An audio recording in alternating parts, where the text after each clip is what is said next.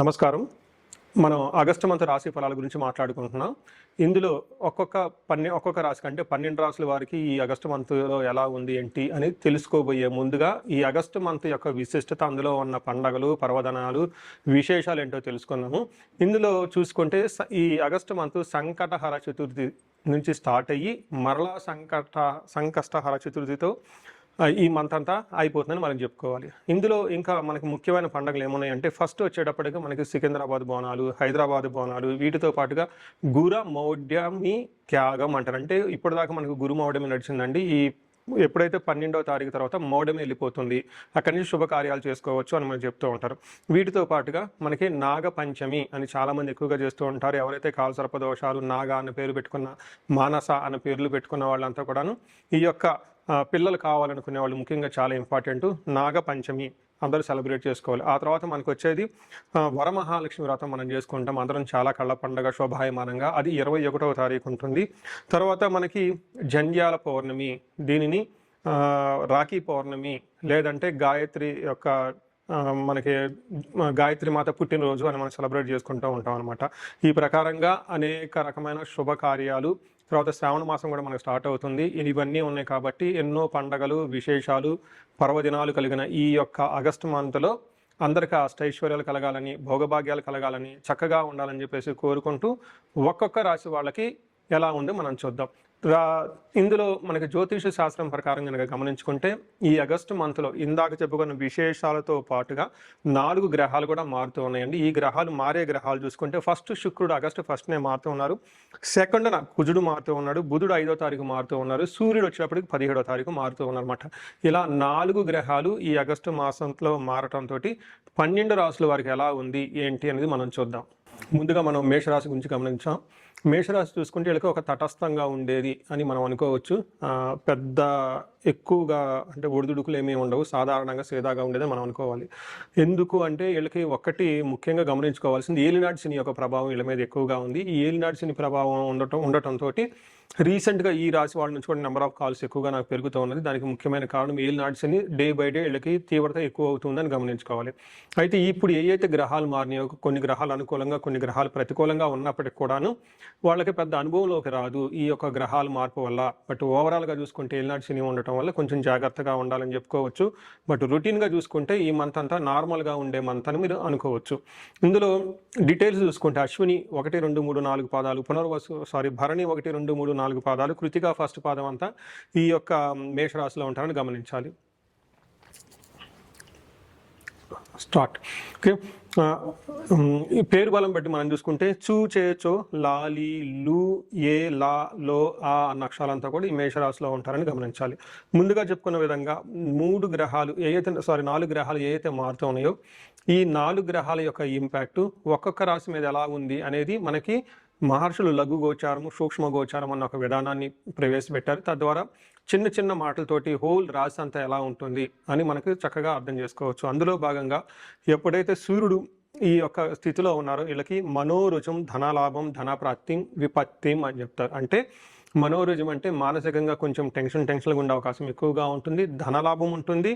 అకస్మాత్తుగా ధనం ఇంతకుముందు ఎక్కడైనా కనుక ఆగిపోయి ఉంటే ధనం వచ్చే అవకాశం ఎక్కువగా ఉంటుంది. విపత్తి అంటే ట్రబుల్స్ ఎక్కువ వచ్చే అవకాశం ఎక్కువగా ఉంటుందని గమనించాలి. సో అయితే బట్ ఇవి చాలా తక్కువ మోతాదులో మీకు అనుభవంలోకి వచ్చే అవకాశం ఎక్కువగా ఉందని గమనించుకోవాలి. ఇందులో ముఖ్యంగా మీరు తెలుసుకోవాల్సింది ఏంటంటే ఒక్కొక్క గ్రహం ఎలాంటి ఫలితాన్ని ఇస్తుంది అని ఇప్పుడు మనం చూద్దాం. సూర్యుడు చూసుకుంటే 5వ స్థానంలో ఉండటం వల్ల మిక్స్డ్ రిజల్ట్ అని చెప్పుకోవచ్చు. ఫస్ట్ది పాజిటివ్ సైడ్లో మనకి ధన ప్రవాహం వస్తుంది, నెట్వర్క్ బాగుంటుంది, హైయర్ అఫీషియల్స్ని కలవచ్చు, ఇవంతా పాజిటివ్గా ఉంటుంది. మీ యొక్క అధికారము, పలుకుబడి, స్టామినా అంతా అందరూ గుర్తించే విధంగా ఉంటుంది. అయితే సూర్యుడు 5వ స్థానంలో ఉండటంతో మనకేమవుతుందంటే దేహలాస్యం, మనస్తాపం, సుహృద్వేషం, ధన వ్యయం, బుద్ధి చాంచల్యం ఆప్నోతి, పంచమే రవి సంయుతే అంటారు. అంటే ఎప్పుడైతే జన్మరాశి నుంచి 5వ స్థానంలో సూర్యుడు ఉంటారో వాళ్ళకి దేహలాస్యం, శారీరకంగా లేజీగా, బద్ధకంగా ఉంటుంది, మనస్తాపానికి గురవుతుంటారు, చిన్న చిన్న విషయానికి ఇబ్బందులు పడిపోతూ ఉంటారు. సుహృద్వేషం, ఫ్రెండ్స్తో గొడవలు పడుతూ ఉంటారు. ధన వ్యయం, విపరీతంగా ధనం ఖర్చు అయ్యే అవకాశం ఎక్కువగా ఉంటుంది. అంతేకాకుండా బుద్ధి చాంచల్యం ఆప్నోతి అని మనసు అనేది ఒకే చోట స్థిమితంగా ఉండదు, డెసిషన్స్ కరెక్ట్గా తీసుకోలేరు అని చెప్పుకోవచ్చు. బట్ యూజువల్గా 5వ స్థానంలో క్రూర గ్రహం ఉంటే కొన్ని విషయాల్లో మనకేం చెప్తారంటే ఇది 7 minutes వస్తుంది. ఓకే, 6.5 చెప్పండి. ఇది నాకు చెప్తే ఎక్కడ ఆగింది. జనరల్గా మనకి ఏం చెప్తారంటే 5వ స్థానంలో సూర్యుడు ఉంటే లేకుంటే ఎనీ క్రూర గ్రహం ఉంటే అందులో మనకి వ్యసనాలకు ఎక్కువగా ఏమంటారు అలవాటు పడే అవకాశం ఎక్కువగా ఉంటుంది, ఎడిక్షన్స్ ఎక్కువగా ఉండే అవకాశం ఎక్కువగా ఉంటుంది. కొన్నిసార్లు చేయాల్సిన పని చేయకుండా అనవసరమైన వాళ్ళతో ఫ్రెండ్షిప్ చేయటము, అటు ఇటు తిరగటము, లేకుంటే ఆల్కహాల్ ఇవన్నీ ఎక్కువ తీసుకోవటం, ఇట్లా రకరకాలన్నీ చేసే అవకాశం ఉంటుంది. కొంచెం జాగ్రత్తగా ఉండటం ఎంతైనా అవసరం అని చెప్పుకోవచ్చు. అయితే వీరికి ఇంకో ఉన్న అడ్వాంటేజ్ ఏంటంటే కుజుడు 3వ స్థానంలో ఉన్నారు ఒక 45 days వరకు. కుజుడు ఎప్పుడైతే ఒక మంచి పొజిషన్లో ఉన్నారో వీళ్ళల్లో ఉన్న ధైర్యము, సాహసము, రిస్క్ టేకింగ్ క్యాపబిలిటీసు, తర్వాత కమ్యూనికేషన్, ట్రావెల్స్ ఇవన్నీ చక్కగా చేసే అవకాశం ఉంటుంది. ఇందులో మనకి ఏం చెప్తారంటే 3వ స్థానంలో కుజుడు ఉండటం వల్ల ఆరోగ్య నిత్య సంతోష బంధుమిత్ర సమాగమ అర్ధలాభ పుత్ర సౌఖ్యం ఇష్టసిద్ధి తృతీయగే భృగునందనే అంటారు. సో తృతీయగే ధారాసుతే అంటారు మనకి. అంటే దీని అర్థం ఏంటంటే ఈ టైంలో వీళ్ళకి ఆరోగ్యం బాగుంటుంది, సంతోషంగా ఉంటారు, బంధువులతోటి మిత్రులతోటి కలిసి ఉంటారు, అర్ధ లాభం అంటే ధనం ప్రవాహం వచ్చే అవకాశం ఎక్కువగా ఉంటుంది, పుత్రులతో చాలా బాగుంటారు. మెయిన్ ముఖ్యంగా గమనించాల్సిందంటే ఇష్టసిద్ధి అంటారు. అంటే మీకు ఇష్టమైన పనులు ఇప్పటిదాకా ఏదైనా చేయకుండా పెండింగ్లో ఉంటే ఈ పనులన్నీ ఇప్పుడు చక్కగా ముందుకొచ్చే అవకాశం ఎక్కువగా ఉంటుంది. అనుకున్న పనులన్నీ చక్కగా జరిగే విధంగా చక్కగా బాగుంటుంది. అయితే ఫాదర్కి హెల్త్ విషయంలో కొంచెం జాగ్రత్తగా ఉండటం ఎంతైనా అవసరం. ఇప్పటిదాకా మనం చూసుకుంటే సూర్యుడు కొంచెం ఇబ్బంది పెట్టే విధంగా, కుజుడు సపోర్ట్ ఇచ్చే విధంగా ఉన్నారు. ఇప్పుడు వీళ్ళకి శుక్రుడు వచ్చేటప్పటికి 12వ స్థానంలో ఉన్నారు. శుక్రుడు వచ్చేటప్పటికి వీళ్ళకి 6వ స్థానంలో ఉన్నారు. ఎప్పుడైతే శుక్రుడు 6వ స్థానంలో ఉండటం ఇది అంత మంచి పొజిషన్ కాదు అని చెప్పుకోవచ్చు. అయితే ఏమవుతుంది, శుక్రుడు 6వ స్థానంలో ఉంటే విరోధ శత్రుపీడాం జ్ఞాతీనాం చ విరోధ ఆయాసో దారై పుత్రై షష్ఠే భృగునందనే అని మనకు సంస్కృతంలో చెప్తారంటే ఎప్పుడైతే శుక్రుడు 6వ స్థానంలో ఉన్నారో శత్రువుల వల్ల పీడ కలుగుతుంది, జ్ఞాతీనాంచ విరోధ అంటే బంధువుల వాళ్ళతో గొడవలు వచ్చే అవకాశం ఎక్కువగా ఉంటుంది, ఆయాసో శరీరానికి చాలా టైర్డ్గా ఉంటారు, ముఖ్యంగా ధారా పుత్రే ద్వేషై భార్యతోటి పిల్లలతోటి గొడవలు వచ్చే అవకాశం ఎక్కువ ఉంటుందని చెప్తారు.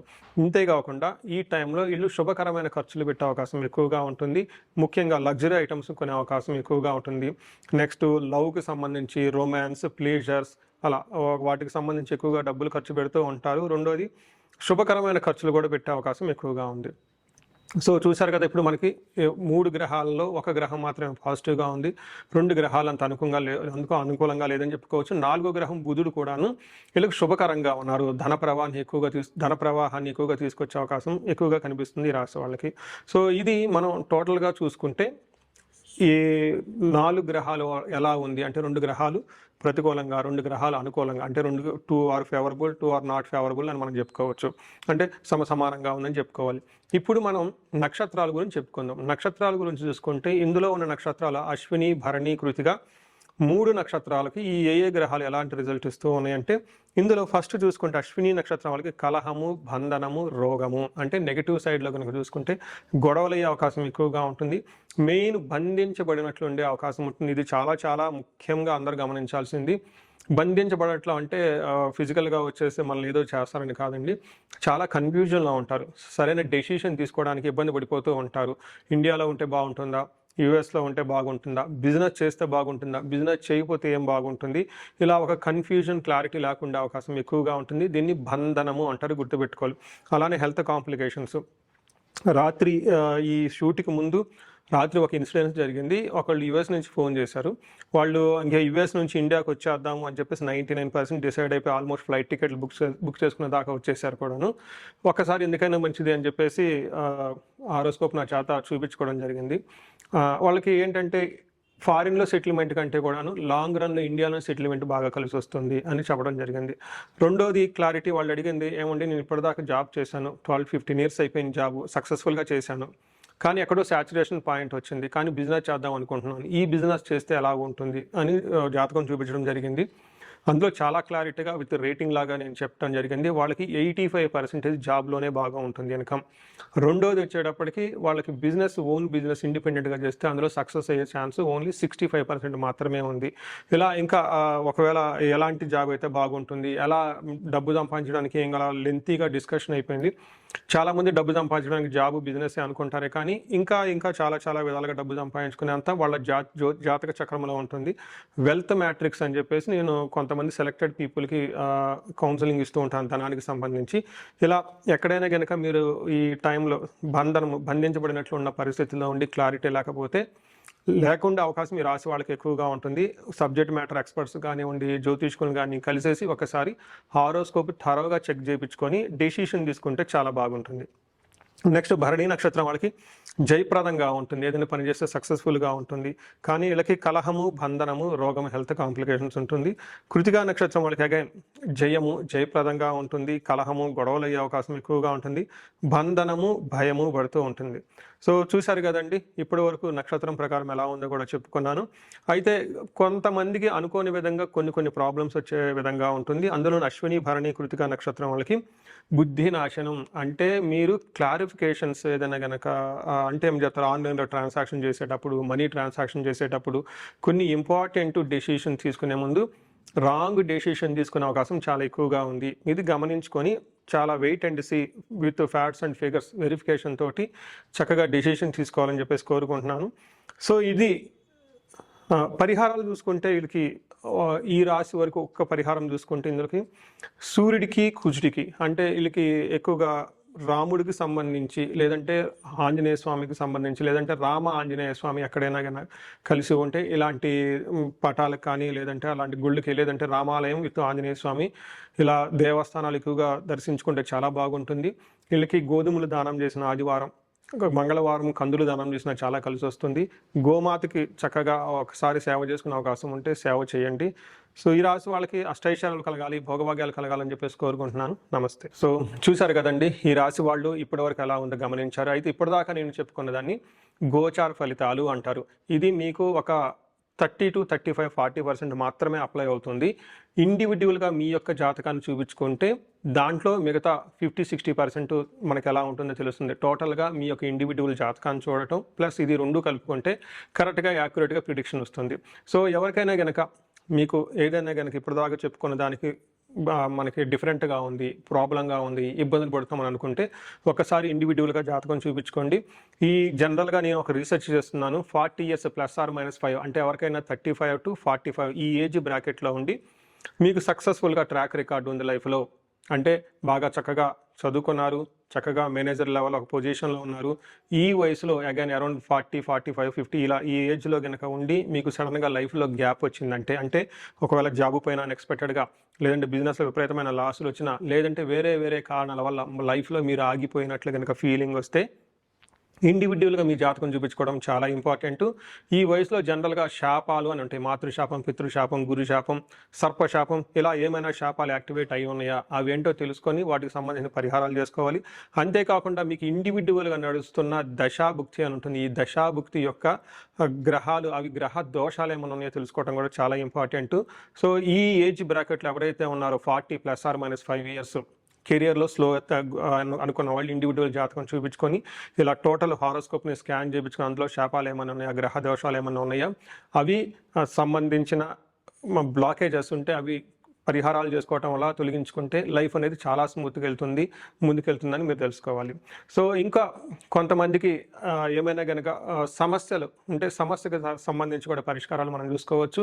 ఎవరికైతే ధనానికి బాగా ఇబ్బంది పడిపోతున్నారో స్వర్ణలక్ష్మి విశేష హోమం చేయించుకోవటం, కుబేర పాశుపతం చేయించుకోవడం చాలా ఇంపార్టెంట్. ఎవరికైతే భార్యాభర్తల మధ్య అన్యోన్యత తక్కువగా ఉంటే ఇబ్బంది పడుతున్నారో అన్యోన్య దాంపత్య పాశుపత అభిషేకం, ఫ్యామిలీలో సరైన అట్మాస్ఫియర్ లేదు, అంతా గొడవలుగా ఉంది, శత్రు బాధలు ఉన్నారంటే చండీ హోమం, చండీ పారాయణం చేయించుకోవటం. ఎవరికైతే హెల్త్ సరిగ్గా ఉండదు అనుకున్నారో ఆయుష్ సూక్తము, ఆయుష్ హోమం, మృత్యుంజయ హోమం చేయించుకోవటం. ఇలా ఎలాంటి మీకు ఇండివిజువల్గా ఏదైనా కనుక సమస్యలున్నా, రకరకాల సమస్యలు ఉంటే ఆ యొక్క సమస్య నుంచి బయటపడడానికి ఒకసారి జాతకం చక్రం చూపించుకొని దానికి కారణం ఏంటో తెలుసుకొని తగు పరిహారాలు చేసుకుంటే ఈ సమస్యల నుంచి చక్కగా బయటపడే అవకాశం ఎంతో ఉంటుంది. సో ఈ రాశి వారికి అష్టైశ్వర్యాలు కలగాలని, భోగభాగ్యాలు కలగాలని, అందరూ చక్కగా ఉండాలని చెప్పేసి కోరుకుంటున్నాను. నమస్కారం.